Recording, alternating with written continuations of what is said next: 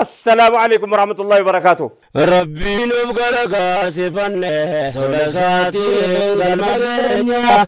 حمل تنتي في بنانه حمل أمتك حمل تنتي في بنانه حمل أمتك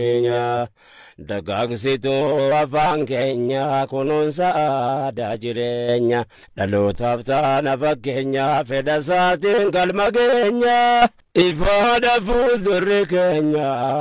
bu'aa badhaasa nageenya ifaadha fuuldurri keenya bu'aa badhaasa nageenya rabbiin of gargaarsifanne tola isaatiin galma keenya hamiltanti fi bananne hamile ummata keenya dagaagsituu afaan keenya kunuunsa aadaa jireenya dhalootaaf nafa keenya fedha isaatiin galma keenya ifaadha fuuldurri keenya bu'aa badhaasa nageenya ifaadha fuuldurri keenya bu'aa badhaasa nageenya ifaadha fuuldurri keenya bu'aa badhaasa nageenya ifaadha fuuldurri keenya bu'aa badhaasa nageenya. daawwattoota keenya kabajamoo akkam jirtu wiirtuu madda tamsaasa Hamilton keessa jirra. Madda tamsaasa Hamilton keessaa eessaa baatanii waggaa 7 deemuun hin jettanuma takka waggaa 7 dhabamne isin nu gaafachuu dinnaan isin gaafachuu dhufne amma namni yeroo eeggatee dadhabee ulaa namaa dura dhaqeeti dhadhahee jara namaa jiraachuu koo irraanfattanii jedhee ulaa namaa dhadhahee gaafata. Wiirtuu bakka madda tamsaasa ta'aabii keessan isaa waggaa 7 duraa isa waggaa 7 asii moo jedhaan jiru isa waggaa 7 asii Maamad Saafii dhumaa fi Dr. Maamad Saafii dhumaa fi nama kana laallatti malee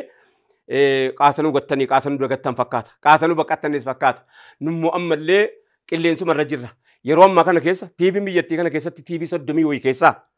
tokkitti kana qofa tafe kan afaan Oromootiin haasa'u tokkitti kana qofitti tafe kun immoo gargaarsuma rabbiitiin toofiquma rabbiitiin dhufne iddee kana geenye amma immoo waggaa keenya 7ffaa keenya kabajachuudha deemaa jirra waggaa keenya 7ffaa kabajachuun moo calluma inni miti baaddis malk jammereenal la isaa miti haa bifuma haaraatti mana si abbaatti taane mana Hamilton jedhu kunoo abbaatti ta'uudhaaf yoo rabbi jedheetti taane jirra. Maqaa Hamilton jira manni isin agartan kuni istuudiyoon keenya kuni amma daboo warra aajjoo ta'aabii nurraa qabdanu daboo keessan barbaanna. Daboo keessan akkitti barbaannu immoo jalqaba jirtanii nuun jedhaa meeme. Jirtuu eessa jirtan maal hojjetaa jirtan nuun jedhaa meeme. Kana keessatti afaan nu bannee banaatti dhiifnee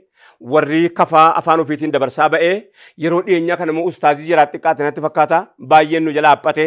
akkasumas afaan daawurootiin ustaazni afaan daawuroo beeku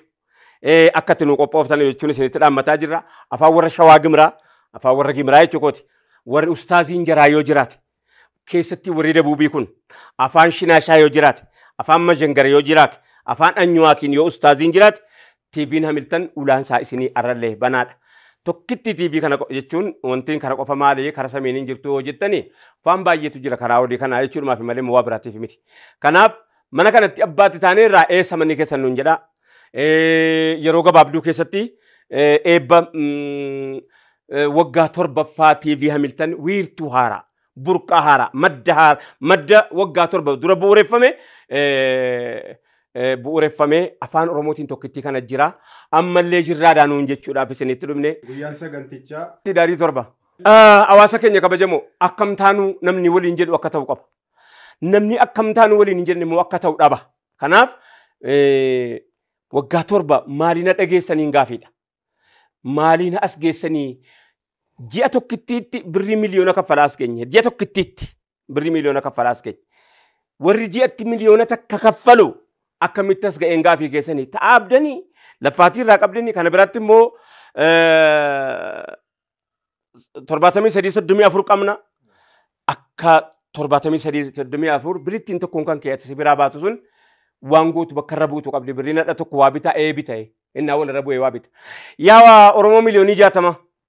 akka kanatti nu dhiiftan tokkitti TV kanaa asirratti nu dhiiftan jennee yaannu nagaatti salaamu alaikum warahmatullahi wabarakatuh.